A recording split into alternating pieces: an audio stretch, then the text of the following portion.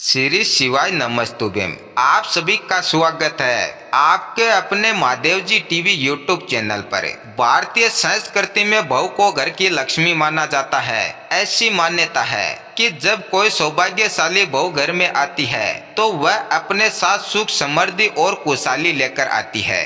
ऐसे कुछ संकेत होते हैं जो बताते हैं कि नई बहू घर के लिए शुभ और सौभाग्यशाली है। पहला संकेत, घर में सुख शांति का माहौल बनना। जब घर में बहू के आने के ठीक बाद घर के सदस्यों के बीच आपसी प्रेम और समझ बढ़ने लगे तो ये एक शुभ संकेत होता है। घर का माहौल शांतिपूर्ण और सकारात्मक बनता है। अगला संकेत, आर्थिक स्थिति में सुधार। यदि बहू के आने के बाद घर की आमदनी में वृद्धि हो, व्यवसाय या नौकरी में तरक्की मिले तो ये दर्शाता है कि वह सौभाग्य लेकर आई है। अगला संकेत, घर में पूजा पाठ और धार्मिकता बढ़ना। सौभाग्यशाली बहू धार्मिक प्रवृत्ति की होती है। उसके आने से घर में पूजा पाठ, व्रत, त्योहार और आध्यात्मिकता में रुचि बढ़ती है, जिससे सकारात्मक ऊर्जा का संचार होता है। अगला संकेत, संतान सुख की प्राप्ति। बहुत से घरों में ये देखा गया है कि बहू के आने के बाद परिवार को संतान सुख प्राप्त होता है।